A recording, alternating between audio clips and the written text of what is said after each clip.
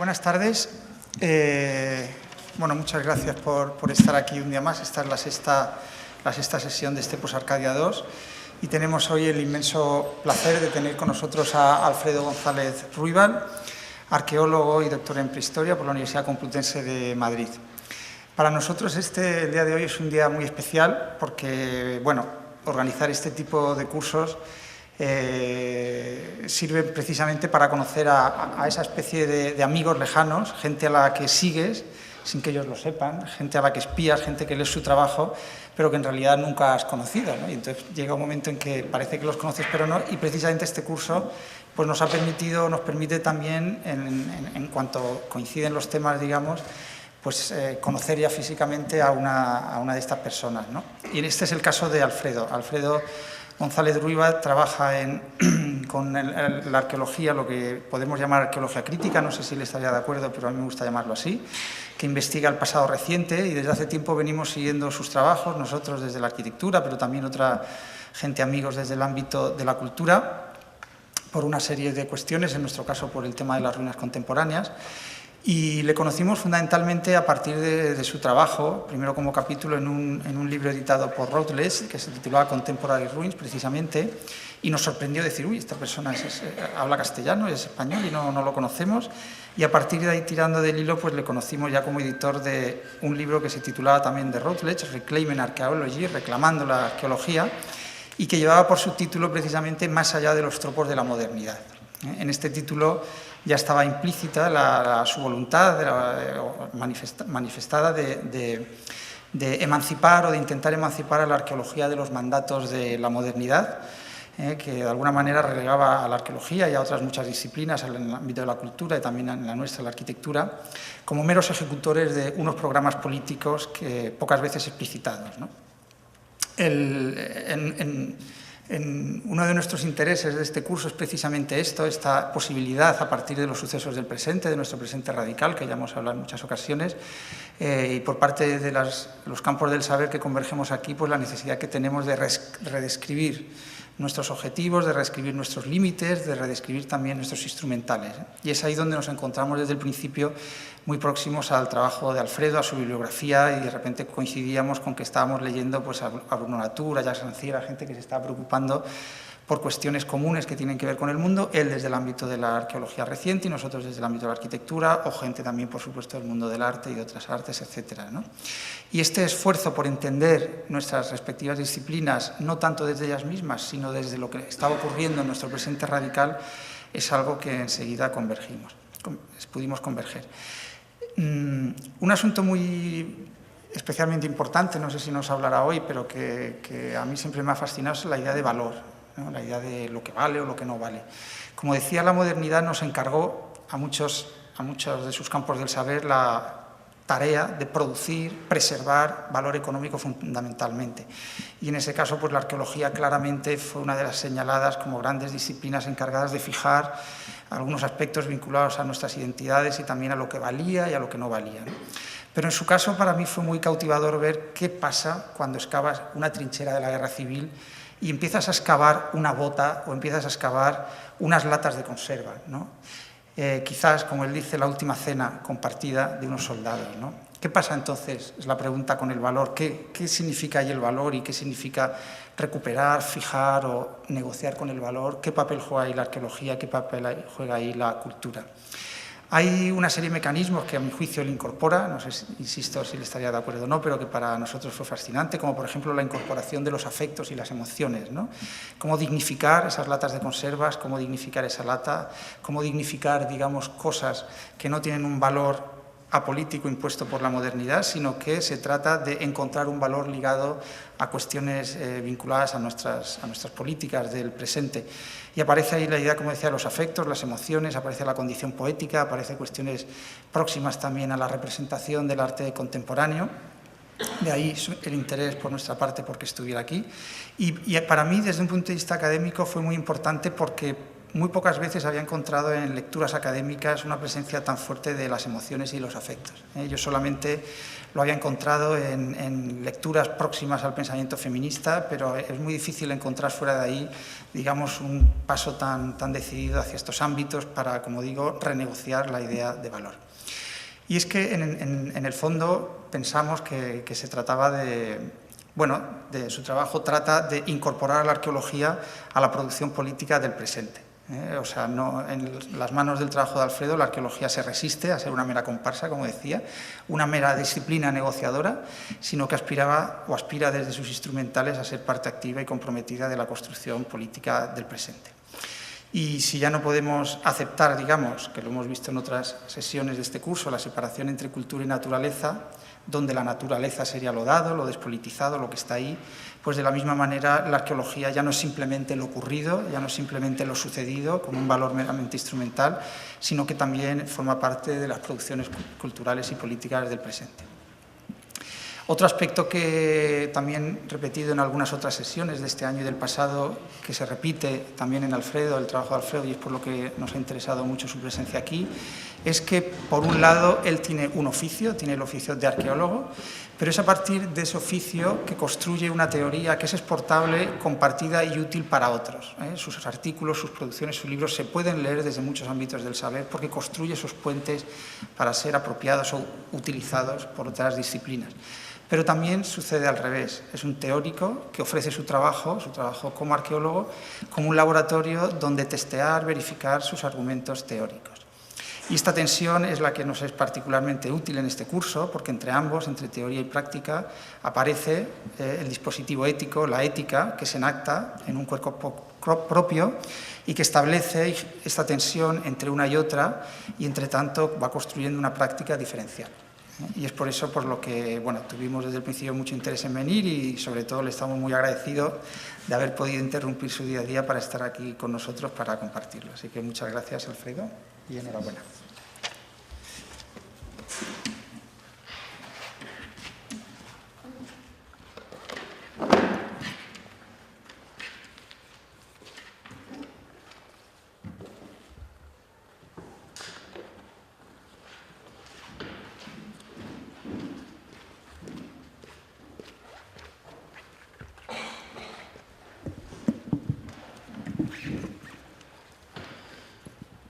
Antes de nada me gustaría agradecer a los organizadores de este curso la invitación a participar hoy aquí, a poder hablaros de mi trabajo y muy en particular a Enrique por esta presentación tan generosa y tan profunda sobre mi trabajo. La verdad es que siento como si alguien estuviera haciendo una tesis doctoral sobre mí, ¿no? Porque ha sido muy verdaderamente revelador respecto a las cosas que me interesan. Creo que he descubierto cosas que yo creo que ni siquiera consciente que estaba haciendo.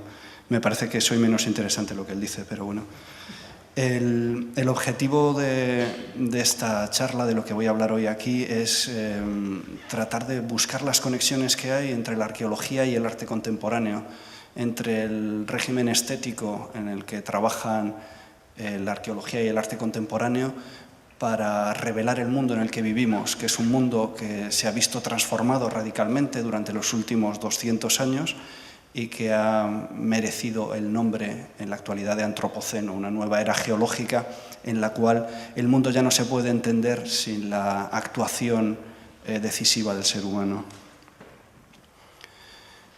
La arqueología contemporánea, que es desde donde yo voy a hablar, es una subdisciplina relativamente reciente. En realidad surgió a mediados de los años 70 en Estados Unidos, pero realmente no acabó de despegar hasta hace unos 20 años aproximadamente. Es a partir del año 2001 cuando verdaderamente empezó a popularizarse gracias a un libro que se llama precisamente Archaeologies of the Contemporary Past, Arqueologías del pasado contemporáneo. Más o menos en esa época es cuando yo empecé a interesarme también por este tema, y en la actualidad hay toda una serie de estudios sobre el pasado reciente o sobre el presente mismo que parten de distintas premisas teóricas, tienen distintos objetivos, pero en muchos de ellos se puede ver un interés compartido por la estética. Y cuando me refiero a estética, me refiero no simplemente al arte, que es una expresión de la estética, sino a la estética en el sentido etimológico de la palabra y al sentido griego, es decir, a cualquier cosa que afecta a nuestros sentidos, a las cuestiones que tienen que ver con la sensorialidad. Entre los múltiples trabajos de arqueología contemporánea que podemos encontrarnos en la actualidad, tenemos estudios sobre la basura, que fueron, de hecho, de los primeros estudios arqueológicos que se hicieron a finales de los años 70 en Estados Unidos. Hay gente que ha estudiado grafitis, como por ejemplo John Scofield de la Universidad de York, ha estudiado los grafitis que se conservan en una casa londinense donde vivieron los Sex Pistols y documentaron todos los grafitis que dejaron allí este grupo mítico de punk. El mismo John Scofield también hace unos años excavó una camioneta que había utilizado su equipo de investigación, su equipo de arqueología durante muchos años, y antes de desguazar la camioneta decidió hacer una excavación arqueológica dentro, utilizando la metodología habitual de la disciplina para ver qué podían encontrar, ¿no? qué se podía revelar a través del método arqueológico. Hay una línea muy fructífera también en arqueología contemporánea que tiene que ver con la gente sin hogar. Estudian pues las formas de construcción del paisaje, por ejemplo, que tienen las personas sin techo. El tipo de arqueologías contemporáneas a las que yo me voy a referir aquí, que son las que tienen más en común con el arte contemporáneo, son aquellas que se preguntan fundamentalmente ¿cómo podemos describir el mundo en el que vivimos? La pregunta fundamental es ¿cómo manifestar la realidad? Esta realidad que es tan distinta a la de otros periodos históricos, esta realidad en la cual se han acabado de disolver muchas dicotomías que dábamos por establecidas al principio de la modernidad, como la diferencia entre naturaleza y cultura, entre sujeto y objeto, entre pasado y presente. Y más allá de eso, ¿cómo podemos reinventar el mundo? ¿Cómo podemos imaginar otros futuros? Es decir, no es solo algo que esté... la preocupación no es solo por el pasado o por el presente, sino que también es una preocupación por el futuro. Y uno de los elementos, uno de los aspectos en los cuales converge la arqueología contemporánea y el arte contemporáneo es a través de la materialidad. Y hay toda una serie de temas relacionados con lo material, con lo tangible, que podemos encontrar tanto en el trabajo de artistas contemporáneos, de artistas actuales, como en el trabajo de los arqueólogos. No solo los arqueólogos contemporáneos, también los de otras eras, pero los que estudian otras eras. Pero yo aquí me voy a ceñir fundamentalmente a ejemplos de arqueología que tienen que ver con el siglo XX y el siglo XXI. Algunos de estos aspectos de la materialidad del mundo contemporáneo tienen que ver con el exceso, la repetición, las ruinas, las trazas, el desecho, lo abyecto, etc. Lo que voy a hacer a continuación, en esta charla va a tener dos partes. En la primera parte voy a hablar fundamentalmente de estos temas que hacen sobre la materialidad en la cual confluyen la arqueología y el arte contemporáneo. Y en la segunda parte de la charla me voy a ceñir en un aspecto concreto de esta materialidad, que es la que tiene que ver con los paisajes, que es donde podemos ver quizá de forma más clara la relación que hay entre el arte, la arqueología y el antropoceno.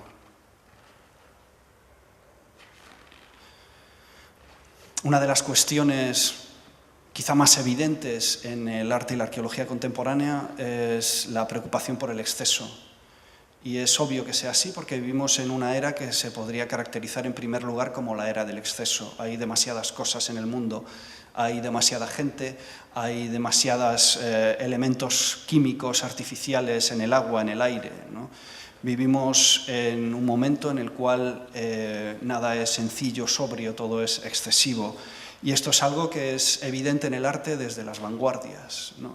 Las instalaciones de Arman, por ejemplo, que acumula objetos y objetos del mismo tipo, en el fondo no deja de ser una manifestación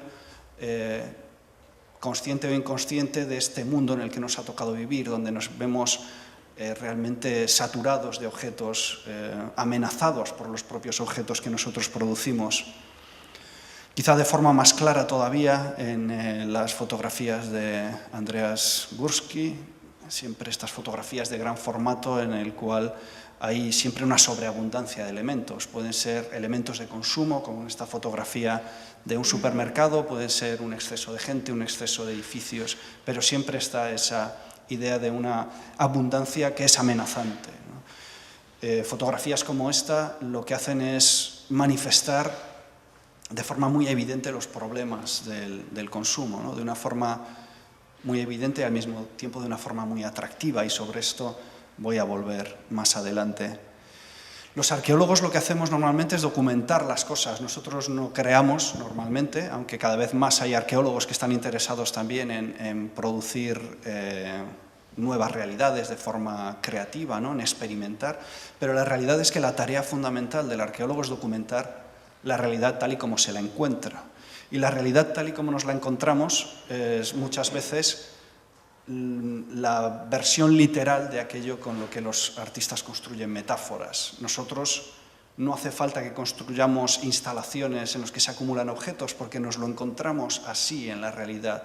La realidad del mundo contemporáneo es esa, ¿no?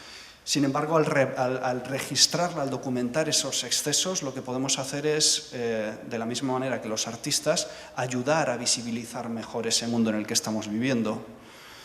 El trabajo de Bjørnar Olsen, Elian Andreasen y Hein Bjerk con las ruinas soviéticas del norte de Noruega y el norte de Rusia es un buen ejemplo de esta documentación del exceso. Ellos lo que estudian son los vestigios que dejó detrás de sí el comunismo en estas zonas remotas del Ártico, y es precisamente en estos sitios que parecen prístinos, intocados por el ser humano hasta hace muy poco tiempo, donde mejor se puede captar este carácter excesivo de la materialidad, de la hipermodernidad. Un caso semejante, también relacionado con el comunismo y su final abrupto, es el de las ruinas de la modernidad en Etiopía, que yo tuve ocasión de documentar hace años.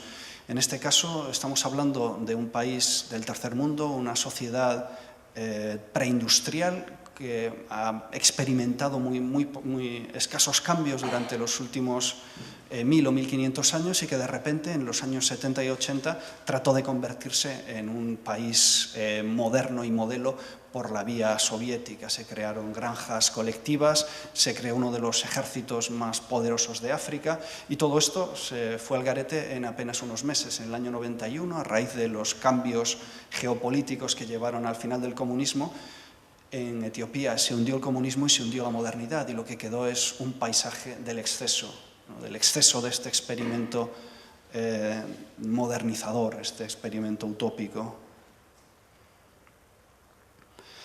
Y esta cuestión del exceso nos lleva a otra relacionada, que es la repetición. El mundo hipermoderno se caracteriza no solo por una sobreabundancia de objetos, una sobreabundancia de materia, sino también por su carácter repetitivo, ¿no? Esto es una característica de la modernidad avanzada que no encontramos en otros periodos, ¿no? Es este carácter seriado de la producción industrial que llamó ya la atención de quizá uno de los trabajos más famosos, sea el de los Becher con los paisajes industriales alemanes, que de hecho su serie fotográfica se llama Typologies, tipologías, que es uno de las herramientas claves de la arqueología. Los arqueólogos desde principios del siglo XIX, una de las cosas que hacemos son tipologías, son series de objetos que nos ayudan a entender y a clasificar mejor el mundo material. Esta repetición se encuentra también evidentemente en el trabajo de Andy Warhol, que también tiene que ver con esta seriación, con la falta de autenticidad del mundo contemporáneo. Y hay muchos otros artistas. De hecho, la mayor parte de los artistas contemporáneos acaban recurriendo de una manera o de otra a este tropo de la anáfora, ¿no? De la repetición continua, que tiene una gran fuerza poética, pero que más allá del tropo en cuestión, lo que hace es reflejar este mundo en el que vivimos. El hecho de que la anáfora y la seriación se hayan convertido en recursos estéticos predominantes en el arte actual, tanto en las artes plásticas, visuales, como en la literatura, tiene que ver con la experiencia de un mundo en el cual todo se repite y todo se produce en serie. Y de hecho los arqueólogos, cuando estudiamos el siglo XX y XXI, lo que hacemos es muchas veces producir una documentación que no difiere mucho a la de los artistas. Esto que podéis ver aquí es una tipología de anillas de latas de cerveza y de refrescos que hizo William Rage, el pionero de arqueología de la basura, ya en los años 70. Hay arqueólogos que están estudiando ahora campamentos de trabajadores temporales, de refugiados, etcétera, y lo que hacen es documentar esta repetición, esta seriación del mundo, pero no a escala mueble, sino a escala arquitectónica, ¿no? Como los espacios que se producen de forma efímera muchas veces también responden a la misma lógica de la seriación que el resto de la producción industrial. La mayor parte de las fotografías que utilizamos los arqueólogos para documentar los restos que nos encontramos en las excavaciones no son muy distintas de las instalaciones o de las propuestas de los artistas. Esto que podéis ver aquí es una tipología de cepillos de dientes documentadas en un campo de prisioneros de la Segunda Guerra Mundial en Canadá. Estos son latas de conservas documentadas en un contexto de la guerra civil por mi equipo. Y esto que veis aquí es parte del registro de una gran obra de construcción en Guinea Ecuatorial. Hace unos años yo estaba estudiando un cementerio de la Edad del Hierro en una isla de Guinea Ecuatorial, en África Central, que estaba siendo destruido por un aeropuerto. Y decidí que, además de estudiar esta necrópolis de la Edad del Hierro, el propio proceso en sí de construcción del aeropuerto era fascinante desde un punto de vista material y desde un punto de vista arqueológico. Así que decidimos documentar como arqueólogos ese proceso de destrucción-construcción, porque no estaba muy claro qué es lo que estaba sucediendo allí. Como en cualquier otra gran obra de infraestructura, decidimos documentarlo arqueológicamente y nuevamente nos volvemos a encontrar esta realidad, ¿no?, de la seriación, esta cultura material que podríamos denominar alienada. Muchas de estas imágenes que podéis ver aquí, veréis que son imágenes cuyo objetivo fundamental es documentar, no tiene un objetivo estético, y sin embargo es evidente que usan la estética, ¿no? Hay una forma, hay una mirada evidente en estas imágenes cuyo objetivo podríamos decir que es funcional, es ayudar a manifestar mejor este mundo en el que estamos viviendo. Y esto es nuevamente un contexto de conflicto. Es uno de los campamentos alemanes de la Primera Guerra Mundial en el desierto de Namibia, que fue documentado por arqueólogos hace unos años. Y en este caso, parecido a los contextos que os comentaba de Etiopía o del Ártico, lo que encontramos son parajes lo más parecido a una naturaleza prístina, ¿no?, donde la huella humana es prácticamente imperceptible, ha sido muy leve durante decenas de miles de años y de repente tienen este pequeño episodio de guerra industrial que ha dejado esta huella tan tremenda, ¿no? Y nuevamente esa misma cultura material seriada, alienada. Las ruinas es uno de los elementos recurrentes también en el arte contemporáneo, en el arte actual, y realmente no solo en el arte, también en la literatura, pero también incluso en formas populares de expresión, como puede ser los videojuegos o como puede ser el cine. Y evidentemente no es una casualidad, tenemos la sensación de que vivimos en un mundo en ruinas, o un mundo donde se está produciendo una destrucción, una degradación de los modos de vida, de nuestro modo de vida, que vemos amenazado continuamente por nuestra propia forma de vivir, ¿no?, por nuestro propio estilo de vida. Y esto todo, entre otras cosas, ha dado lugar a una sensibilidad hacia los espacios en ruinas, hacia los edificios en ruinas, que podemos encontrar en el cine, como por ejemplo en la obra de Tarkovsky, ¿no? Este es un fotograma de Stoker, que es una película que está completamente imbuida de este espíritu de las ruinas, ¿no?, de esta estética de las ruinas, muy arqueológica además. Lo tenemos en fotografías. La fotografía documental, digamos, es donde quizá mejor se ha plasmado esta ruina contemporánea. En algunos casos se ha hablado del abuso de la estética de la ruina y se habla del ruin porn, ¿no?, de la pornografía de la ruina. Pero se trata más bien de algunas formas de expresión más manieristas, donde las típicas imágenes estilo Instagram, ¿no?, con colores saturados y demás. Pero lo cierto es que hay mucho arte de las ruinas que consiguen revelar algo del mundo en el que vivimos a través de esta cultura material en decadencia, de esta cultura material en proceso de destrucción. Las ruinas no son necesariamente solo de edificios, sino que también pueden ser pues, de máquinas, ¿no? Como este cementerio de aviones en Afganistán. O pueden ser también ruinas de objetos. Esta imagen es nuevamente el trabajo de Bjørnar Olsen y sus colegas en el Ártico. Muchas veces en los espacios en ruinas somos capaces de percibir cosas que no son tan evidentes cuando los objetos o los edificios o los espacios están en uso, ¿no?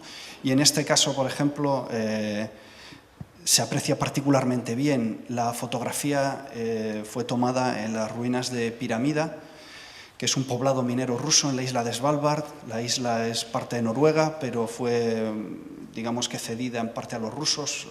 Hubo un acuerdo para que pudieran explotar las riquezas minerales de la isla y hubo una colonia de mineros rusos ahí hasta finales de los años 90.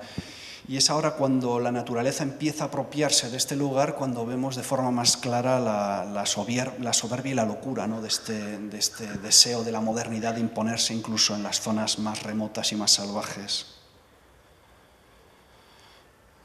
Como os decía, la estética de las ruinas es algo que se ha generalizado muchísimo y también a nivel popular a través de prácticas como el urbex, ¿no? La exploración urbana de sitios que están abandonados, pero muchas veces cerrados. El propio proceso de entrar en esos espacios prohibidos es parte de la excitación, ¿no? del interés que tiene la exploración urbana. Esto es nuevamente una imagen de Etiopía, lo que os comentaba antes, este episodio de modernización brutal que duró apenas 20 años y que dejó tras de sí un paisaje de ruinas, tanto de ruinas como edificios y ruinas como objetos, ¿no? De estos elementos que parecen completamente fuera de contexto. Y nuevamente la modernidad se revela de forma más clara y más evidente en sitios donde parece que está más fuera de lugar, ¿no? Sea el Ártico o sea pues, los paisajes campesinos preindustriales de Etiopía. Otro elemento que comparten la arqueología y el arte contemporáneo es la fascinación por las texturas de la cultura material. Durante mucho tiempo hubo en las ciencias sociales un interés fundamentalmente por los significados de las cosas. ¿Qué significan las cosas, ¿no? La época del triunfo de la semiótica desde finales de los años 50, el giro lingüístico. Continuamente se estaba buscando interpretar los objetos. Durante los últimos 20 años ha habido un cambio y este interés por interpretar los objetos se ha visto complementado por un interés por los objetos mismos, por las características sensoriales de los objetos, por la textura, la superficie misma de los objetos. Y esto es algo que desde mucho tiempo atrás se veía también en el arte, ¿no? Desde cuestiones como el arte matérico, pero también en el cine, por ejemplo. Esta imagen es un fotograma de la película El caballo de Turín, de Béla Tarr, que básicamente es un canto a las texturas. Y es muy interesante porque la película es básicamente imágenes de superficies, de objetos, de madera, de lino, de lana, de piedra, ¿no? Y es muy interesante el tipo de texturas que apasionan a este director de cine húngaro, porque son siempre texturas preindustriales, texturas orgánicas. Y de hecho lo que nos está hablando películas como El caballo de Turín es una nostalgia por ese otro mundo que estamos perdiendo, ¿no? Por la proliferación de superficies sintéticas, de superficies lisas, artificiales, homogéneas. Y de hecho, en el fondo, esa misma nostalgia se puede ver en algunas obras como esta de las hermanas Wilson.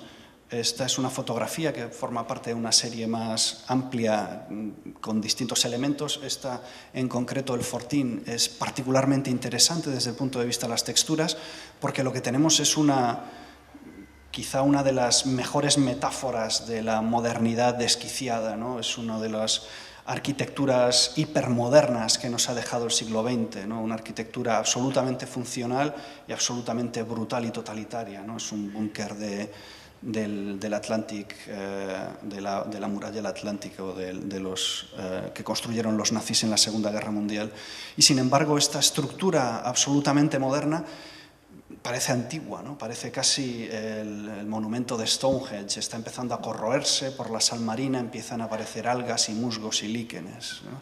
Entonces, esta fascinación por esta superficie que se está corroyendo es una fascinación por estos espacios en los cuales la modernidad es puesta en tela de juicio y la naturaleza vuelve a apropiarse incluso de estos espacios que parecen más refractarios a la naturalización, digamos.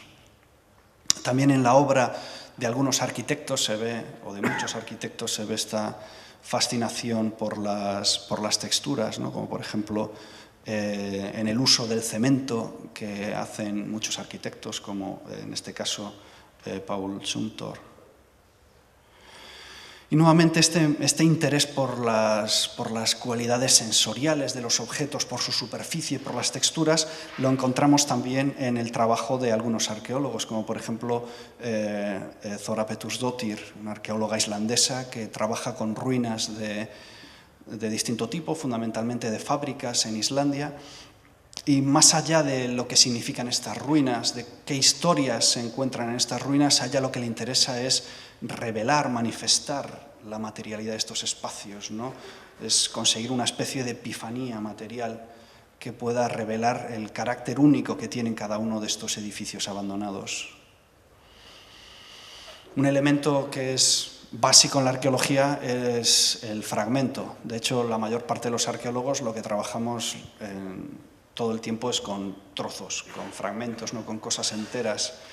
Y lo fragmentario ha sido también un objeto de interés por los artistas, porque en el fondo lo fragmentario también manifiesta muy bien la realidad del mundo en el que vivimos, un mundo donde da la sensación de que es imposible aprehender la totalidad de las cosas, donde la realidad cada vez se nos aparece de forma más fragmentaria y dispersa, y también porque está en relación con esa idea de ruina, de decadencia, de destrucción que marca nuestra experiencia contemporánea.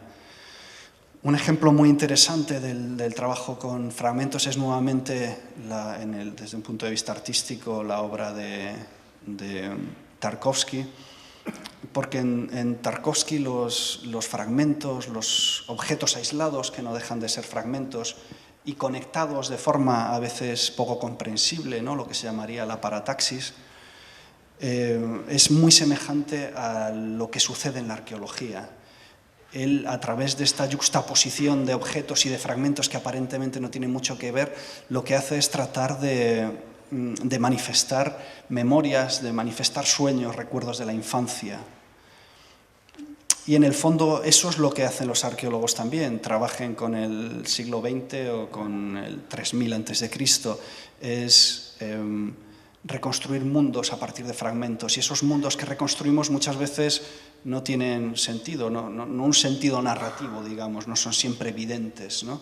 Pero siempre tienen una capacidad de emocionar, ¿no? Quizá también precisamente por su carácter fragmentario.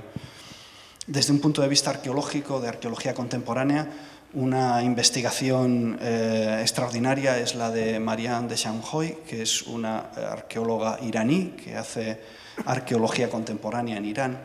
Y una de las investigaciones que ha desarrollado junto a Leila Papoli y otras arqueólogas iraníes es en la ciudad de Bam, que quedó destruida por un terremoto en el año 2003. Les encargaron que hiciera una documentación de la ciudad, porque es una ciudad histórica muy importante, y estas arqueólogas decidieron que, aparte de estudiar los efectos del terremoto en la ciudad histórica, querían estudiar las vidas de la gente que murió en esta catástrofe. Y lo que hicieron es fascinante realmente. Fueron excavando varias de las casas que acababan de quedar destruidas y reconstruyeron la vida de las personas a partir de los fragmentos de lo que había quedado. Y algunas de las historias son totalmente contraintuitivas, como por ejemplo consiguieron documentar la vida de una transexual, que es algo que está más allá de lo que pueda ser accesible a través del estudio etnográfico o sociológico en una sociedad como la iraní, como os podéis imaginar, ¿no? Entonces la arqueología aquí nos permite acercarnos a través de los fragmentos, a través de los restos, a unas vidas que están marginadas y que están completamente invisibilizadas. Y son siempre historias incompletas, porque nuevamente lo que tenemos son trozos, no tenemos un diario donde nos cuente la vida de esta persona con pelos y señales, ¿no? Son simplemente restos de su vida que solo tienen sentido en parte, ¿no? En una línea similar está el trabajo de Hein Bjerg, que lo que hace es construir historias a partir de los fragmentos que quedaron de la vida de su padre, ¿no? De los objetos que dejó detrás. Yo mismo también he estudiado, en este caso, la vida de los emigrantes gallegos que abandonaron sus casas entre los años 30 y los años 70 del siglo XX para emigrar a Estados Unidos, y detrás dejaron su vida a trozos también, ¿no? Y estos trozos nos permiten reconstruir partes de sus vidas. Sin embargo, como os decía con la cuestión de las texturas, hay quien considera que los fragmentos son algo más que un mero camino a buscar historias, a buscar memorias, a buscar significados. Y de hecho eso es algo que ya está presente, como os comentaba al principio de esta sección, en el cine de Tarkovsky. En realidad, en esa yuxtaposición, esas parataxis que nos propone Tarkovsky, nosotros no podemos reconstruir historias coherentes, digamos, historias narrativas construidas de forma sintáctica, ¿no? Sino historias, si se le puede llamar así, manifestaciones paratácticas, ¿no? Yuxtaposiciones, catacresis. Y esto es lo que realmente mejor se documenta arqueológicamente, ¿no? Nuevamente, el trabajo de Bjørnar Olsen en poblados abandonados del norte de Rusia. Estos fragmentos no nos cuentan ninguna historia en concreto con un principio, un desenlace y un final sobre la experiencia de la época soviética en el norte de Rusia, pero claramente revelan algo sobre esa experiencia, ¿no? Y lo mismo sucede en cualquier otro contexto, ¿no? A través de los fragmentos podemos acercarnos a algo que es inefable, en el sentido de que es difícil transformar en una narrativa y, sin embargo, uno tiene la sensación de que está aprendiendo algo. Esta imagen que podéis ver, lo que se ve son fragmentos recogidos en el pueblo de Belchite, que fue destruido durante la Guerra Civil y abandonado, nunca se reconstruyó. Allí hicimos una prospección de superficie en el año 2014 y en el año 2015, y estos son algunos de los objetos que nos encontramos. Estos objetos no permiten reconstruir una historia de ningún tipo, porque está todo mezclado. Hay restos de la Edad Media, de época romana, restos de los años 30, algo incluso de la posguerra, restos del propio periodo bélico. Pero es que la historia es precisamente esa yuxtaposición. Nos está diciendo más sobre cómo funciona el mundo contemporáneo, esta destrucción y mezcla de distintas épocas y de distintos objetos y de distintas sociedades, que una historia contada de forma narrativa al modo de la historiografía tradicional. Esta imagen es la historia del siglo XX en España. Y en relación con esto está la cuestión del desecho. En el caso del desecho hay una cantidad muy grande de artistas que han trabajado sobre la basura, y de hecho se podría hacer un curso monográfico sobre los artistas de la basura desde la época de las vanguardias hasta la actualidad. La basura está en relación también con la idea del exceso que comentaba al principio, esa sensación de que la cultura material nos puede, que hemos dejado de controlarla, los desechos nos están controlando a nosotros. Pero siempre, incluso en las propuestas más críticas, porque normalmente detrás del arte de la basura siempre hay un deseo de criticar la sociedad de consumo, la industrialización, etc., siempre hay un deseo estético muy potente, ¿no?, de convertir la basura en algo bello, lo cual es problemático. Y nuevamente a esto me referiré un poco más adelante.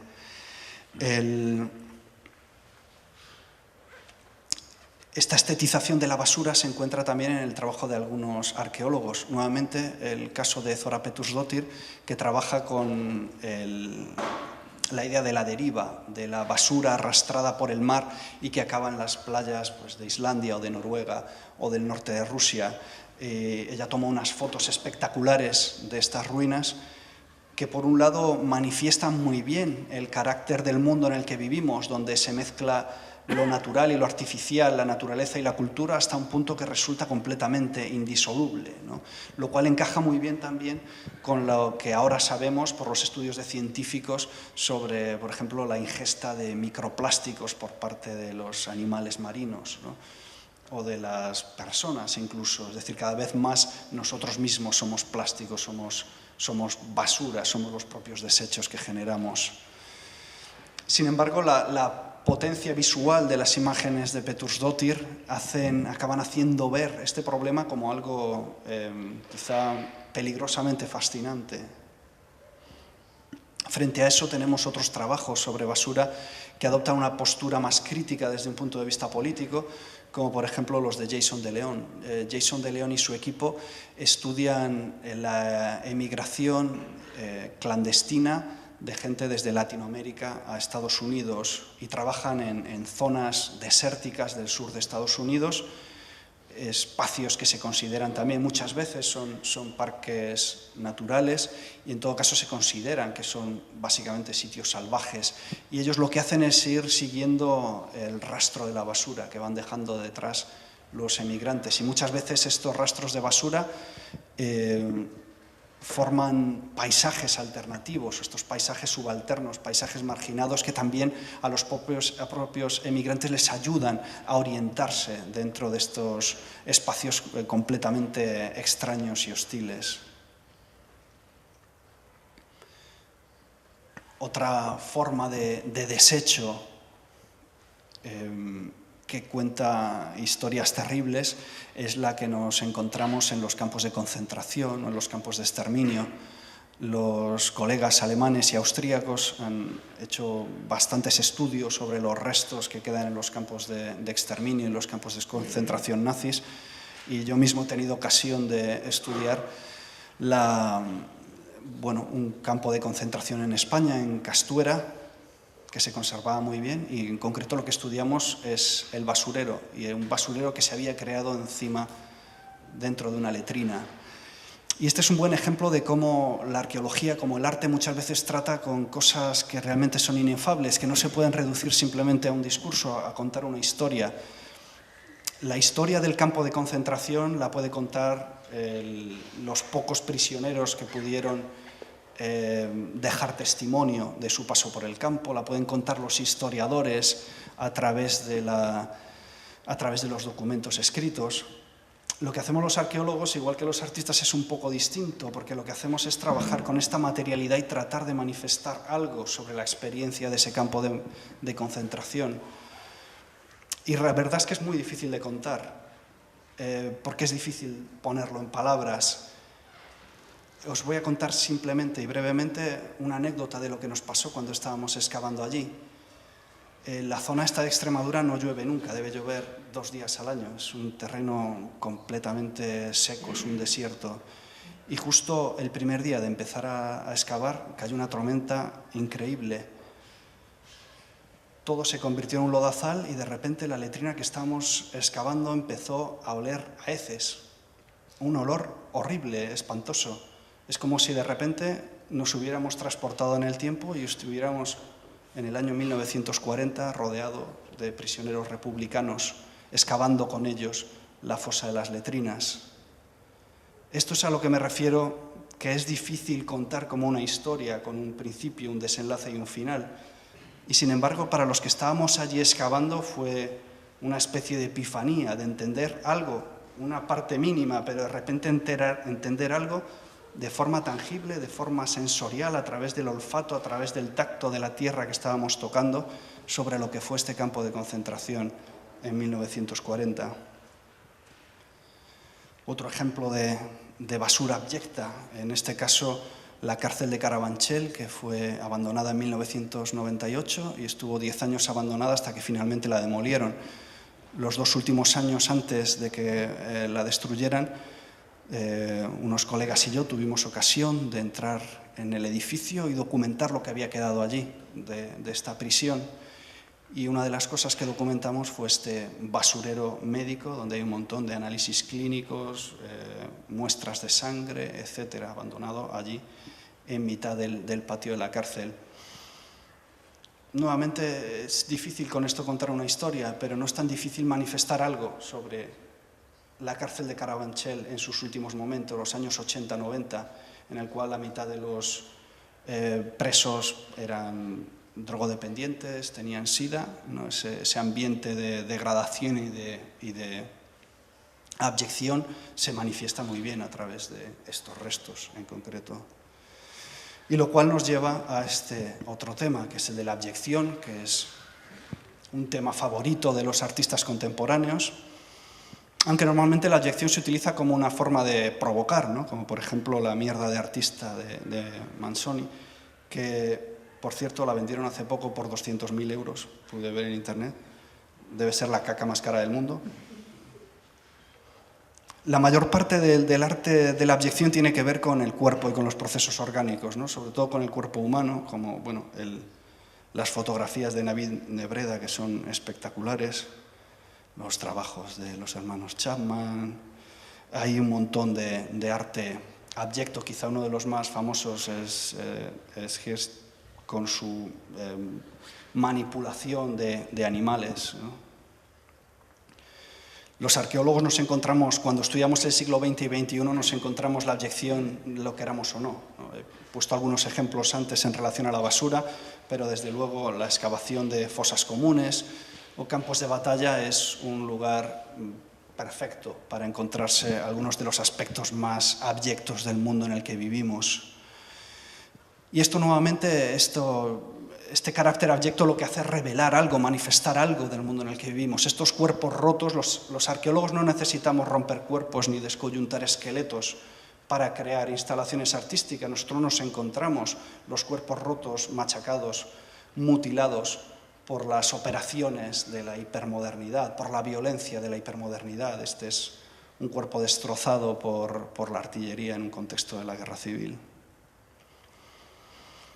Y la abyección va más allá de los procesos orgánicos humanos, de los cuerpos desecrados de seres humanos o de seres no humanos, de animales. En realidad, la abyección también puede acabar construyendo paisajes enteros, ¿no? En este caso, la imagen es de la documentación que hicimos una colega, Almudena Hernando y yo, de los campamentos ilegales de madereros dentro de una zona del Amazonas. Fuimos con la policía documentando los restos de estos campamentos que acababan de dejar los madereros un día antes de que nosotros llegáramos al lugar, y los documentamos arqueológicamente.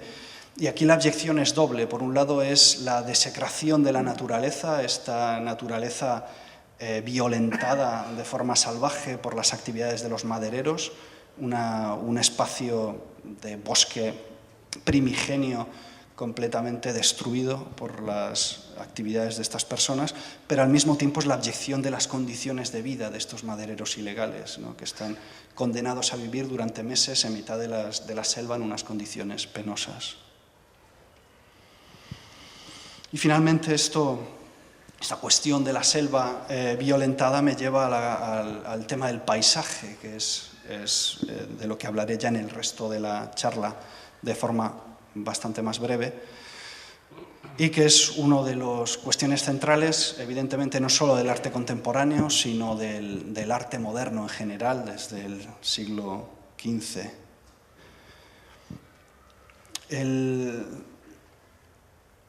Una de las vías en que se ha manifestado la preocupación por el paisaje en el arte contemporáneo es a través de lo sublime.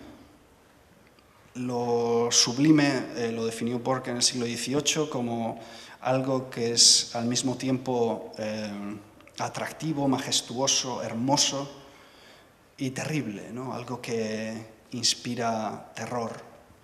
Y eso se manifestó en el siglo XIX, entre otras cosas, en el sublime americano, ¿no? El American Sublime, estos cuadros espectaculares de paisajes inmaculados de Estados Unidos.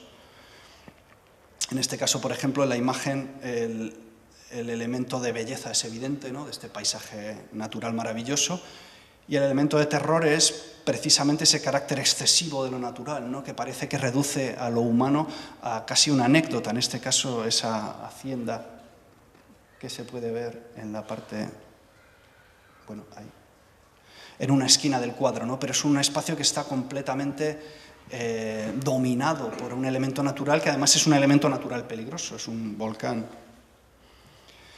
Frente a eso, el nuevo arte sublime que representa, pues, gente como Burtynsky o como Andreas Gursky, se ha producido un proceso inverso.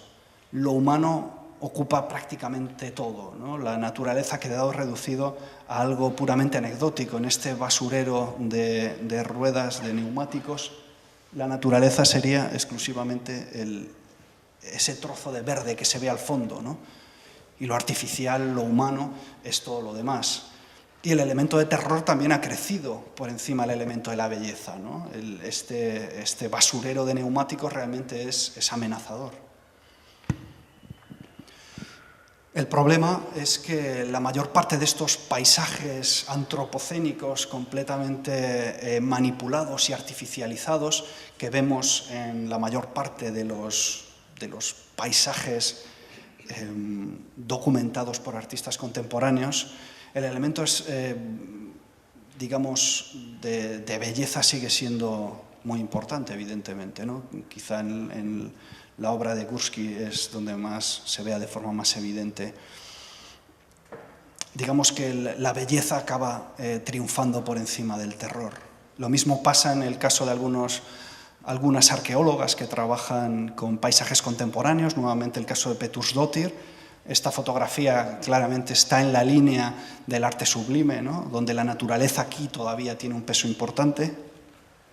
O en el trabajo de Caroline White, que estudia el Burning Man, que es esta celebración en el desierto de Nevada o California, en Estados Unidos, donde una vez al año se reúnen un montón de millonarios, hipsters y gente que no tiene otra cosa que hacer y montan un gran campamento espectacular donde se hacen, pues, performances, instalaciones y demás, y después todo desaparece.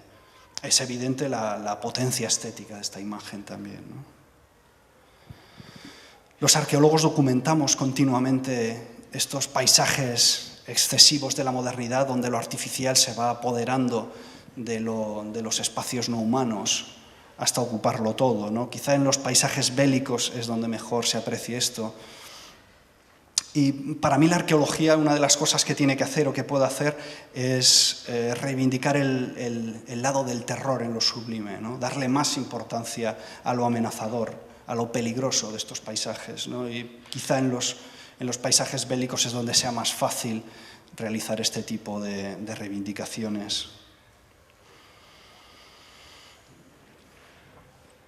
Frente a estos paisajes sublimes, majestuosos, sean más o menos terribles, hay otra forma de interactuar con el paisaje que es a través de los lugares marginales, de los espacios desocupados, de los descampados.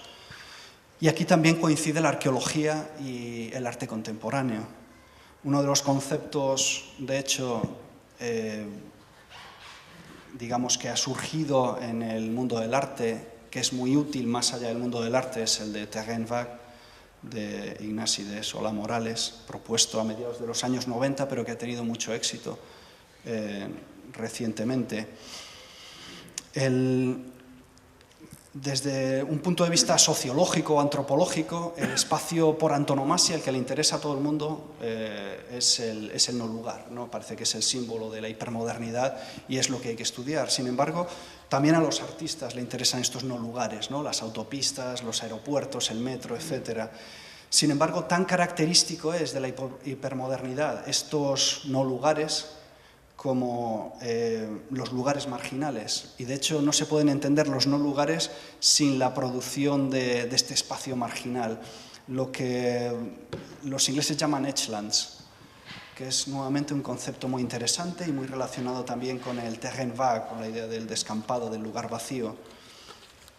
Las edgelands son básicamente espacios que no son no está muy claro su estatus ontológico, no son rurales ni urbanos, no son espacios industriales ni domésticos, no es naturaleza ni cultura, ¿no?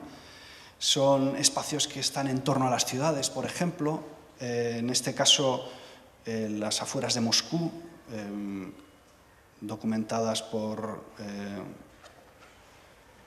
Alexander Gronsky, un artista ruso. Son espacios donde aparentemente nunca pasa nada y por lo tanto a los antropólogos o a los sociólogos no les interesa tanto, ¿no? Y sin embargo son espacios donde continuamente ocurren cosas, ¿no? Donde vive gente, pues refugiados, emigrantes ilegales, gente sin hogar, prostitutas, etcétera, ¿no? Son espacios que son parcialmente ilícitos, son espacios que se perciben como peligrosos. Frente a esta imagen negativa del Echland, ¿no? de la zona marginal como una zona sucia y peligrosa, Ignasi de Solà-Morales, con esta idea del terrain vague, lo que hace es tratar de recuperar estos espacios aparentemente sin interés, estos descampados, por su potencial utópico, ¿no? Son sitios que precisamente por estar vacíos, por estar libres, permiten reinventar el mundo, ¿no? Uno puede construir otras realidades a partir de estos sitios que no están ya ocupados de antemano. Y de hecho, buena parte del arte que tiene que ver con estos descampados, con estos lugares abandonados, se centra precisamente en sus cualidades utópicas, ¿no? En los descampados como espacios de promisión. Es el caso, por ejemplo, en el trabajo de Lara Almarcegui, que lo que hace es, entre otras cosas, denunciar el hecho de que estos espacios vacíos dentro de la ciudad en realidad no son tan accesibles como pareciera, ¿no? Muchas veces están cerrados y tienen propietario. Entonces ella lo que propone es apropiarse de estos espacios vacíos, pero no para tomar posesión de ellos, sino para, digamos, liberarlos, ¿no? Y su trabajo consiste en ocupar para liberar el mayor tiempo posible, ¿no? Unas veces es cuestión de horas o de días y otras veces lo consigue durante años, ¿no? Y en última instancia lo que le gustaría sería el regreso de estos espacios al procomún, ¿no? Convertirlos en espacios colectivos. Hay quien dice que en realidad estos descampados, estos espacios vacíos, son los últimos lugares donde se puede encontrar el auténtico mundo salvaje ahora, ¿no? En un momento en el cual la naturaleza está perfectamente domesticada en forma de parques nacionales o naturales o jardines, o bien completamente destruida, es en estos sitios donde uno puede encontrar todavía lo salvaje, ¿no? Donde existe la posibilidad de buscar otras opciones de vida, otras formas, otras realidades. Y eso se ve bien, por ejemplo, en el caso de ciudades americanas como Detroit, que han perdido a la mitad de la población y se están renaturalizando, por decirlo así, ¿no? Donde los bosques, las praderas están ocupando sitios que eran terrenos industriales o espacios residenciales. Acabo ya, para no extenderme más, con dos ejemplos muy breves. Uno de mi propia investigación sobre estos espacios marginales, estos terrain vague, uno en África y otro en España. El primero es en Somalia, en la costa del norte de Somalia. Es una ciudad colonial en la que hemos trabajado durante un par de años. Es una ciudad que tuvo una vida muy corta, entonces entre 1875 y la Segunda Guerra Mundial, y en la actualidad, después de la Segunda Guerra Mundial, quedó abandonada y no ha sido reocupada. Entonces es un ejemplo de una ciudad completamente transformada en un terrain vague, en un descampado. La ciudad es el típico espacio colonial, ortogonal, regimentado, y en la actualidad es una ruina por completo. En este espacio que fue una demostración de poder y de orden colonial, ahora lo único que tenemos son nómadas que van allí con sus rebaños de camellos y de cabras a pastar entre los arbustos que crecen entre las ruinas. Algo en lo que consistió nuestro estudio fue en realizar varios sondeos para tratar de ver qué había aquí antes de que hubiera una ciudad colonial. Y lo que encontramos fue la playa. Encontramos varios estratos de playa ocupados por nómadas que venían aquí a reunirse, a celebrar banquetes, a celebrar ceremonias religiosas. Y esta es la cuestión, que realmente debajo de los adoquines está la playa. El eslogan de mayo del 68, lo que en el mayo del 68 es una metáfora, los arqueólogos demostramos que es verdad, ¿no? Los arqueólogos a veces tenemos esta actitud naif de ser demasiado literales, pero es que cuando uno excava debajo de la ciudad de Bulajar, cuando uno levanta los adoquines de esta ciudad, bajo la modernidad opresiva del colonialismo, lo que tiene es efectivamente una playa de libertad de los nómadas.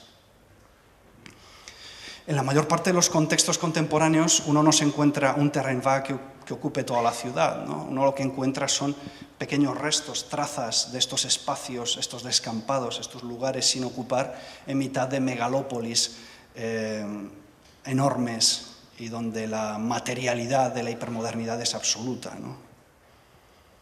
Pero incluso en estos modelos de ciudades diseñadas con una clara conciencia hipermoderna, como puede ser Brasilia, uno se puede encontrar estos trozos, estos descampados, donde uno puede imaginar el mundo como era antes de esta modernidad salvaje, ¿no? Y lo mismo sucede en cualquier otra ciudad. Es en estos rincones desocupados donde uno puede descubrir otras relaciones con el pasado, otras relaciones con la naturaleza y también otras relaciones sociales. Esto en concreto es un trozo de la muralla cristiana de Madrid del siglo XII que está en un solar en mitad del Madrid de los Austrias. Y este es mi último ejemplo, es en la ciudad universitaria de Madrid. Hace 10 años empezamos un proyecto de arqueología que buscaba documentar los restos de la guerra civil que se conservaban en el campus, y el objetivo era fundamentalmente buscar los restos de la guerra civil. Para nuestra sorpresa se conservaban un montón de restos, de trincheras, refugios, fortines, etcétera, ¿no? En mitad de Madrid, en mitad de la ciudad universitaria, en un espacio donde pasan 100.000 estudiantes y profesores todos los días. Pero tan interesante como descubrir que en los rincones del campus habían quedado fosilizados restos de la guerra civil, fue descubrir todos esos actores sociales que existían en el campus y que pasan desapercibidos para todo el mundo. Y es una historia de larga duración porque encontramos restos de ocupaciones de indigentes desde el mismo final de la guerra. Las trincheras de la guerra civil que se encontraban en rincones perdidos del campus habían sido ocupados por gente sin hogar en los años 40. Los refugios habían sido utilizados por la comunidad gay para hacer cruising. Hasta la actualidad, lo que significa que excavamos estratos potentes de condones. Pero esto nos llevó a descubrir que este lugar marginal dentro del campus había sido utilizado para este tipo de prácticas de sexo ilícito desde el siglo XIX, ¿no? Esto nos llevó a seguir tirando el hilo y ver cómo estos espacios marginales en realidad ofrecen la posibilidad de construir otro tipo de relaciones al margen de las dominantes desde a veces tiempos muy antiguos.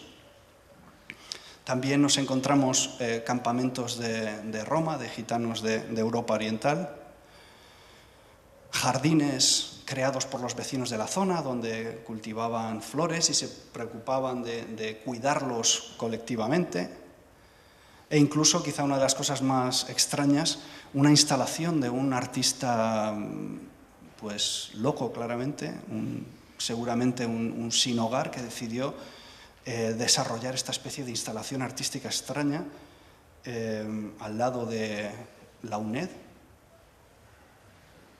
y que consiste en trozos de la universidad. Fue recogiendo restos de los contenedores, de las cosas que tiraban las bibliotecas, y fue creando esta instalación increíble que en realidad es una especie de jardín botánico, de parque original en mitad de la ciudad universitaria.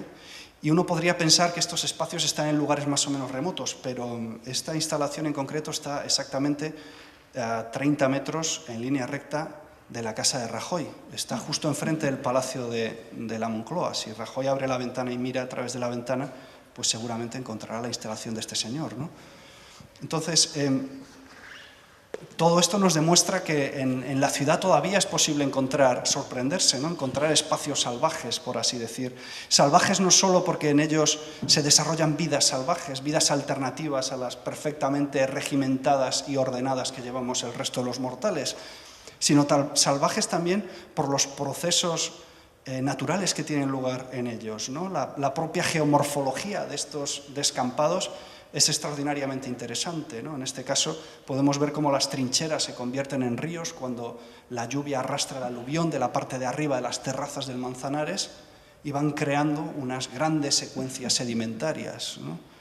A veces de 2 metros de profundidad.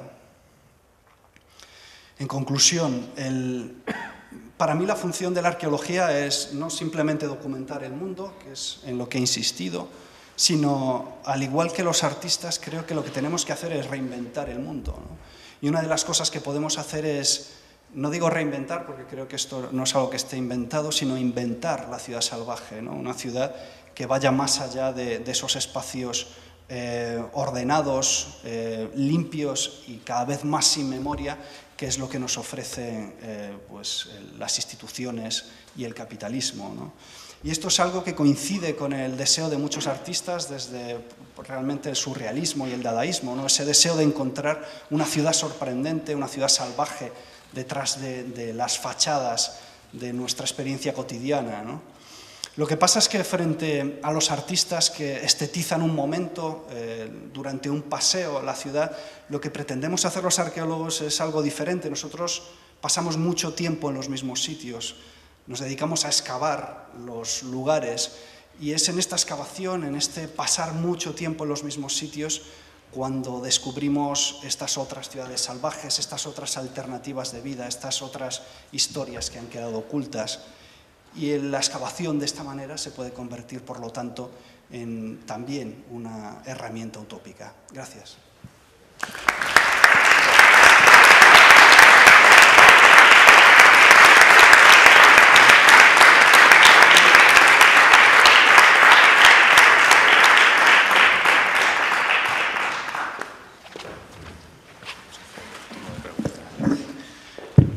Bueno, gracias, Alfredo, por la conferencia. Son las 9:15, a mí se me ha pasado muy rápido el tiempo. Me he quedado con ganas además de saber más, de seguir escuchándote. Pero bueno, tenemos todavía 15 o 20 minutos para las preguntas que queráis hacer o las sugerencias o lo que queráis preguntarle a Alfredo. ¿Quién arranca? ¿Enrique? Bueno, muchas gracias, Alfredo, ha sido muy emocionante. Yo, a ver, en esta búsqueda sobre las fallas de la modernidad o las fallas de la hipermodernidad, hay claramente un alineamiento, un acercamiento, digamos, al mundo de los oprimidos, al mundo de los desposeídos, al mundo de los subalternos, ¿no? ¿Qué ocurre cuando estas fallas se buscan en el centro mismo de la hipermodernidad, en lo que serían como esas instituciones, ¿no?, que representan? ¿Qué pasa cuando excavas un banco? ¿Qué pasa cuando excavas una gran casa? ¿No? Este tipo de historias aportarían la misma lectura, aportarían otras, es una decisión interesada. ¿Cómo lo ves?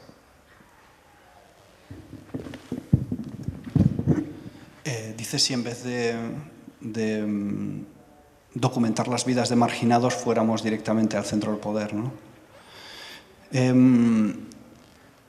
Lo que pasa es que es muy difícil, es materialmente muy difícil, ¿no? Porque normalmente el poder tiene una enorme capacidad de autorreproducción, entonces es más fácil encontrarse las ruinas de un campamento de gitanos o de gente sin techo que encontrarse las ruinas de la Moncloa, que no estaría nada mal, por cierto, pero creo que va a ser complicado. Entonces, normalmente lo que hacemos en el caso de la arqueología contemporánea es imposible, ¿no? Es el estudio de épocas remotas donde nos podemos acercar al poder. Quizá la única diferencia, la única posibilidad sea a través de las ruinas del colonialismo, ¿no? Ahí es donde sí hemos tenido ocasión de documentar el poder, ¿no? El poder en ruinas. Y básicamente es muy desmitificador, ¿no? Es como, no sé, como ver al Papa o al Rey en el cuarto de baño, ¿no? De repente algo que es absolutamente sublime y que tenemos o que se ha construido en torno a estas figuras una imagen absolutamente idealizada, de repente ves que es algo tan material, físico y en momentos abyecto como cualquier otro hijo de vecino, ¿no? Yo creo que la arqueología tiene esa capacidad de sublimar las cosas, ¿no? quitarle parte de la leyenda, lo cual evidentemente es muy peligroso también para el poder, ¿no? Que se basa precisamente en estos elementos sublimes para sostenerse y legitimarse.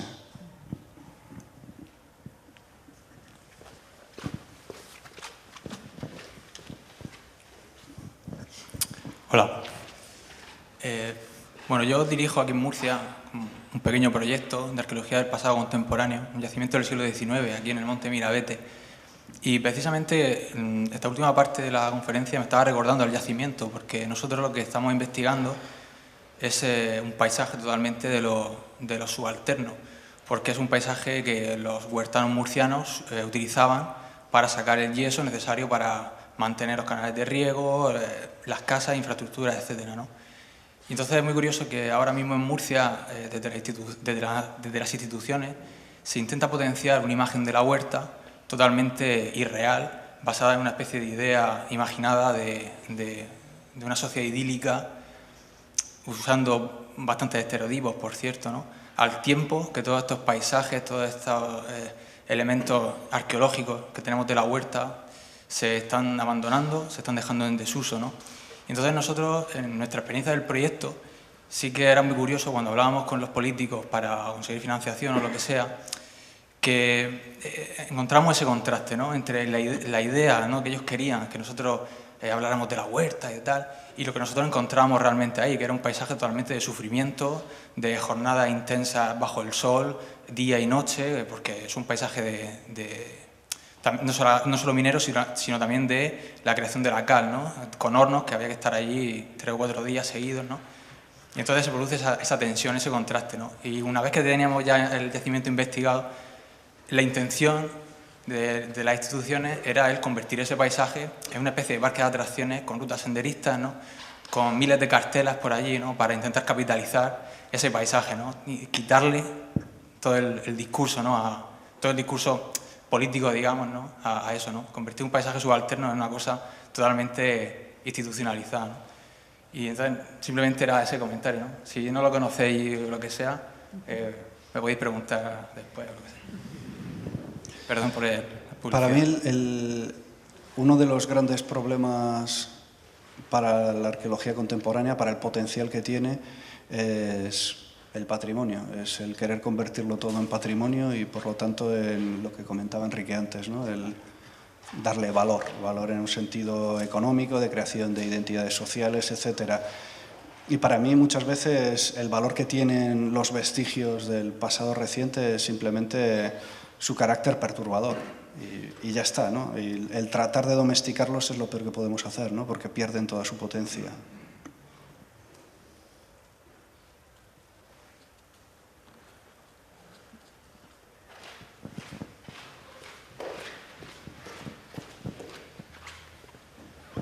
Sí, hola, buenas, y también felicitarte por la charla, ha sido muy inspiradora. Y un poco al hilo de este comentario, la pregunta que te quería hacer es un poco a partir de tu experiencia, porque suscribo lo que dice en el sentido de que no se puede institucionalizar digamos, la gestión de un patrimonio y acabar pues eso, en esa especie de parque de atracciones en torno a una revisión de la historia con un discurso lineal, donde de alguna manera, bueno... Pero sí me ha interesado mucho, por ejemplo, el caso de esta artista que has comentado, de cómo nosotros, a través de la práctica artística, por llamarlo de alguna manera, podemos tener una acción política sobre la recuperación del paisaje, y concretamente en el caso de la huerta.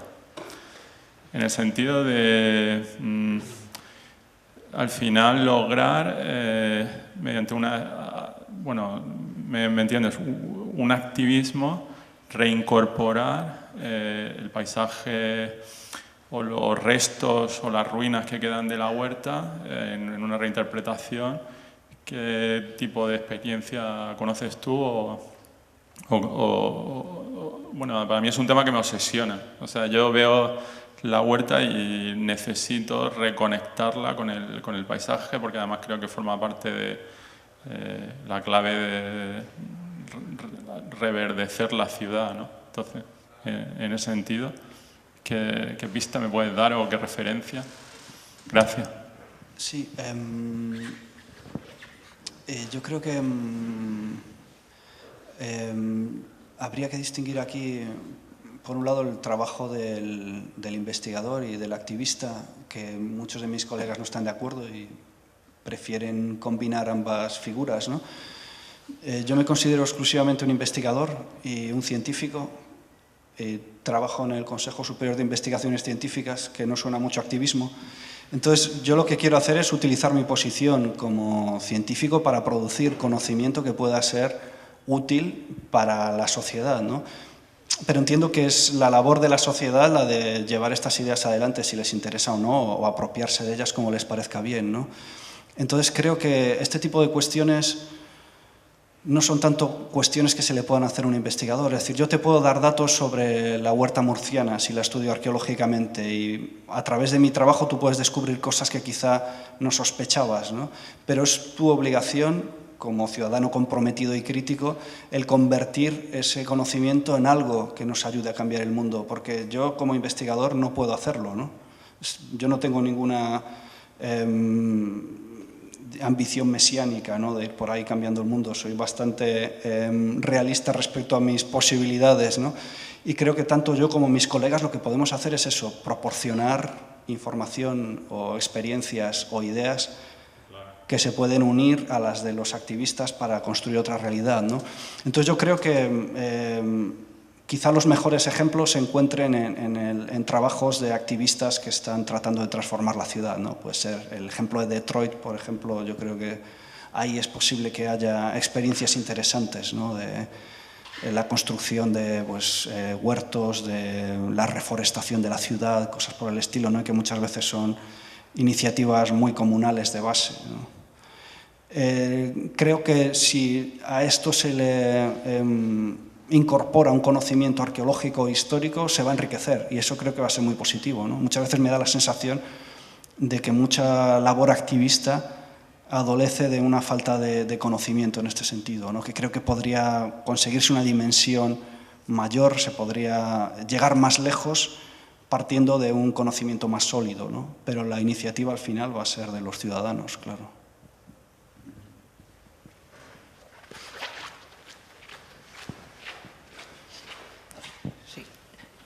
El otro día hice una cata arqueológica porque tengo un aparador de Ikea en el dormitorio y dije, bueno, esto es un sin Dios, a ver qué hay dentro. Abrí un cajón y tenía allí de todo, ¿no? 4 años de monedas de 1 céntimo, de miles de cosas. Y dije, bueno, vamos allá. Saqué todo con la intención de ver qué había. Imposible luego volverlo a meter, ¿no? Dije, bueno, todo para la basura. Esta fue como mi experiencia, ¿no? Porque el pasado a veces uno cuando lo excava luego no lo puede volver a introducir en el mismo orden. Y de repente pensé en las historias, en el sentido de las historias de Facebook y de Instagram, que es un concepto que al principio me despistó mucho porque, como soy un poco viejuno, no entendía que en Facebook y en Instagram las historias es lo que desaparece a las 24 horas. Frente al muro, que es la cata casi arqueológica, que vas poniendo ahí entradas y te vas recordando el pasado cada año, ¿no? Y a veces incluso uno comparte sus propios recuerdos cada 2 o 3 años, va creando una especie de estrato allí de la memoria. La historia, paradójicamente, es lo que desaparece a las 24 horas. Por lo que yo creo que es el problema que te quiero preguntar, que es ¿qué hacemos con el pasado?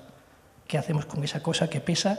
Cuando sacamos las cosas fuera, ¿qué hacemos con las montañas de tierra que hay a los lados, ¿no? ¿Cómo gestionamos la memoria? Decía Humberto Eco que hay una necesidad también, no solo de un arte de la memoria, sino de un arte del olvido, ¿no? Que a veces es importante también pensar en el olvido. Sí, totalmente. De hecho, uno de los problemas del patrimonio es que, volviendo a la cuestión del exceso, nos obliga a tener un exceso de memorias, ¿no?, que muchas veces no nos dicen nada realmente, ya, ¿no? Es como una especie de memoria artificial que se institucionaliza. Yo, en general, la mayor parte de mis actuaciones no suelen dar lugar a elementos patrimoniales en el sentido tradicional, de elementos restaurados o visibles. Para mí es más interesante lograr que cambie la mirada de la gente. Entonces, en este caso del campus, por ejemplo, A mí me parece más interesante que la gente no pueda volver a caminar por este parque sin tener en cuenta todas estas memorias que han surgido de la tierra, ¿no? Más que los puedan ver allí, ¿no? Que tengas una trinchera reconstruida o un hogar de un sin techo de los años 40, que me parece que sería hacer perder completamente la fuerza de este sitio, ¿no? Entonces yo estoy a favor de intervenciones menos sólidas en el paisaje, mucho menos materiales, mucho más sutiles, y quizá en ese sentido me parece más interesante el modelo de la literatura, ¿no? Me imagino que igual que cualquiera, cuando uno ha leído una novela o un poema sobre un determinado sitio de la ciudad, uno no puede volver a pasar por delante de ese espacio en la ciudad sin recordar esos personajes, ¿no? O esa historia. Y no hace falta que haya un cartel allí que lo cuente necesariamente, ¿no? Y uno no tiene por qué rememorar toda la historia siempre, pero es como un repositorio inmaterial que queda después de que haya tenido lugar, en este caso, una intervención literaria. Y para mí la arqueología tendría que ser algo más de este tipo, ¿no? Es recuperar memorias, construir experiencias en sitios que puedan ser reactivadas cuando queramos, ¿no? Pero no que tengan que estar ahí permanentemente, ¿no? Saturándonos de memoria, muchas veces de memorias que no necesariamente queremos tener presentes.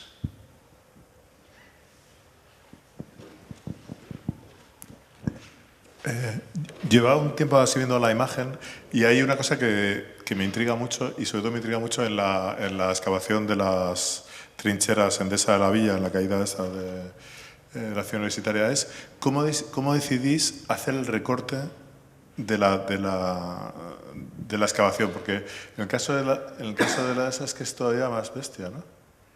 Esa. O sea, ¿no? Es como casi contra natura, ¿no? De recorte. Y en cambio, tanto en la otra, en esa última que hemos visto, parece como hay una lógica ahí, el árbol, la traza de los ladrillos, parece que había un camino y entonces empieza a aparecer como unos recortes, ¿no? Pero ¿cómo lo decidís? Sí. Bueno, digamos que hay una lógica arqueológica bastante prosaica y en este caso, por ejemplo, es un refugio de tropa y lo que hicimos es un sondeo justo a la mitad. No teníamos tiempo para excavarlo entero, entonces hicimos el sondeo a la mitad para conseguir encontrar el centro de la estructura y la estratigrafía que nos permitiera, que es lo que vemos en las paredes, que es lo que nos permite documentar las distintas ocupaciones. Pero he de reconocer también que en el caso, por ejemplo, de la ciudad universitaria, que es todo terrenos sedimentarios, las terrazas del río y que se corta también, mi parte de reconocer que hay un elemento estético que me encanta cómo queda. Sí. Pero eso no lo confesaría nunca delante de un público de arqueólogos, claro. Pero en el fondo, bueno, hay un colega arqueólogo que ha publicado un libro ahora mismo sobre el hecho de cortar la tierra, qué significa cortar la tierra, ¿no? Y entonces lo que hace es combinar el arte contemporáneo con la idea de cortar, ¿no? Sea cortar cuerpos o cortar la tierra, con lo que hacemos los arqueólogos habitualmente, ¿no? Y a través de ahí trata de buscar cómo manifestamos artistas y arqueólogos lo mismo o distintas cosas a través de una actuación semejante, ¿no? Y bueno, a mí me parece que queda bonito.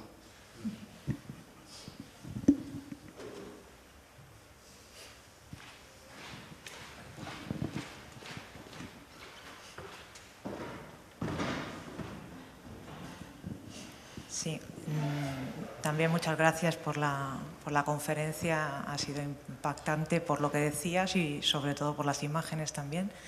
Estaba todo el tiempo pensando en la comparación con los historiadores y con el archivo, ¿no? El archivo frente al lugar. Vosotros estáis continuamente en el lugar, con lo cual la historia es completamente diferente, ¿no? La interpretación entra a jugar un papel importante el lugar. Pero quería preguntarte porque sobre el concepto ruina contemporánea es casi un oxímoron, ¿no? Y no, ¿en qué momento del tiempo, ahí entra, a ver si me explico, entra en juego el concepto del tiempo y en qué momento podemos contemplar o cuál es el concepto en el que podemos pasar a la ruina? es porque se despuebla. Estoy pensando en, por ejemplo, las urbanizaciones que tenemos en esta región, que tienen poquísimos años, pero que podríamos denominar ruinas contemporáneas. Y son ruinas porque están despobladas, porque la naturaleza las ha invadido poco a poco, o porque evidentemente destruidas no están, siguen en pie, pero son ruinas. Entonces, un poco que comentaras como el factor tiempo. Puede haber una ruina de hace 8 años frente a una ruina de 300, ¿no? Y sin embargo la de 8 años es una ruina. No sé si es por la naturaleza, por la despoblación, porque ya la contemplamos como una ruina. ¿Qué es lo que sucede ahí para que sea una ruina?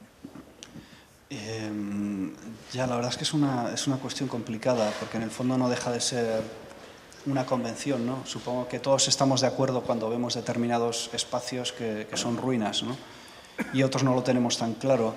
En el caso de las ruinas, digamos, antiguas, ¿no?, del siglo XIX para atrás, todos tenemos claro lo que es una ruina, ¿no? Pero cuando se trata de contextos más recientes es muy complicado. Para mí una ruina es cualquier sitio que esté abandonado y que no vaya a tener una reocupación inmediata, aparentemente, ¿no? Por ejemplo, los campamentos de madereros que mencionaba en el Amazonas, yo los traté como si fueran ruinas, lugares abandonados que enseguida, de hecho, ya estaban empezando a sufrir procesos de degradación, ¿no? La carne se estaba empezando a pudrir con el calor de la selva y demás, ¿no? Entonces yo creo que se mezcla esta idea del abandono, ¿no?, que son espacios donde la gente no va a volver, con la idea de los procesos postdeposicionales que llamamos los arqueólogos, ¿no?, los procesos naturales y culturales que afectan a un determinado espacio y que hacen que vaya transformándose. Para mí hay gente que dice que la ruina hay que entenderla como un verbo, ¿no?, como algo que es transitivo, que está teniendo lugar en el tiempo, no como algo estático, ¿no? Para mí las ruinas contemporáneas viven en una temporalidad distinta a las demás, ¿no? Realmente lo que documentamos o lo que vemos es lo que yo he llamado el tiempo de la agonía, porque no son ruinas que estén muertas, sino que en realidad no son espacios muertos, sino que son espacios que se están muriendo. Y eso plantea problemas complicados también desde un punto de vista científico, pero también desde un punto de vista ético. ¿Qué hacemos con estos espacios que se están muriendo? Tenemos que tratar de parar el proceso. ¿Es lícito trabajar en ellos, en estos espacios que se están muriendo cuando todavía la gente tiene memorias vivas o están vinculados emocionalmente a ellos?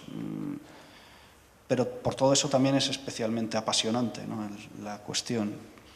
También depende mucho culturalmente, ¿no? Hay zonas donde hay sitios que están abandonados desde hace 200 años y no se consideran ruinas, y creo que la mayor parte de nosotros consideraría ruinas los restos del boom del año 2000, ¿no?, de todos estos edificios que a partir del 2008 empezaron a quedar abandonados.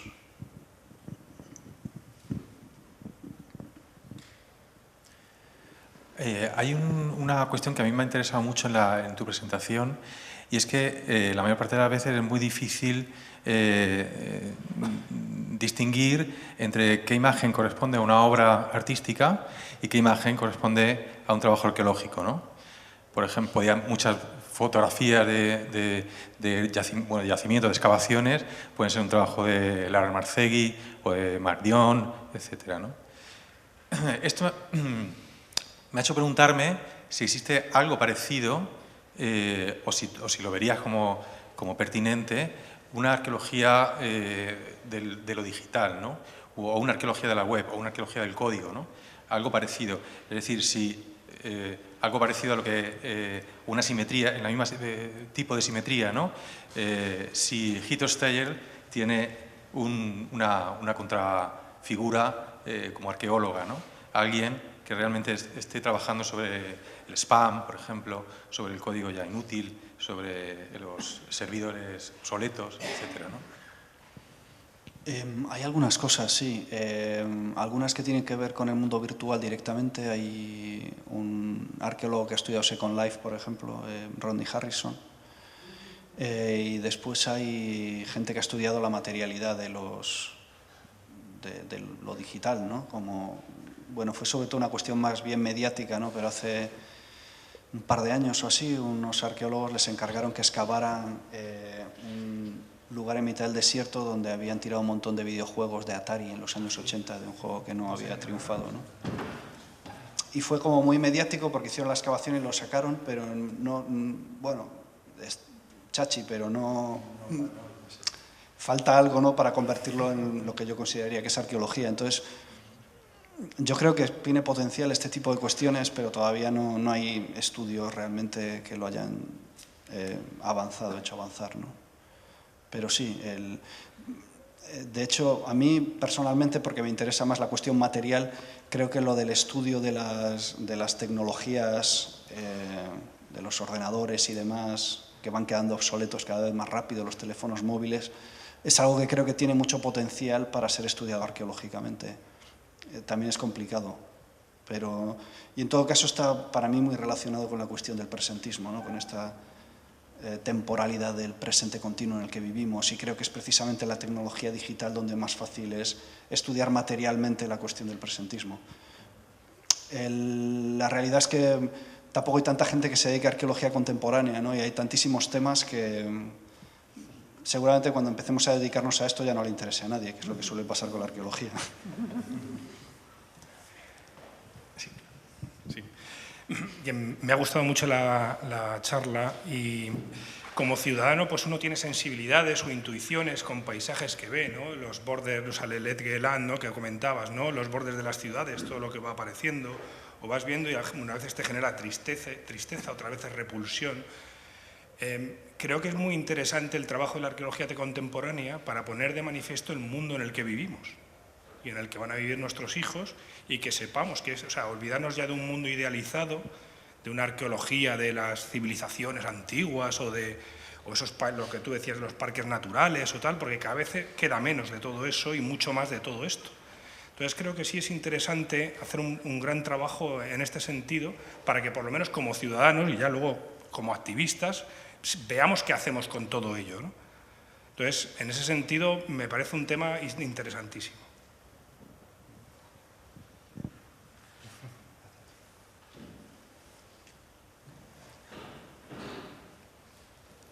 Creo que ¿qué hora es? Que a mí se me acaba la pila del móvil. Menos 20, creo que debemos cerrar, ¿no? ¿Hay alguien más que quiera hacer una pregunta? Bueno, pues nada, quedamos la semana que viene. Estará Nerea Calvillo, arquitecta, como sabéis, especialista en urbanismo del aire, esa capa invisible que muchas veces descuidamos. Y bueno, ahí tenéis la lista de firmas, etcétera, todo igual que todas las semanas. Muchas gracias, Alfredo, ha sido un placer enorme.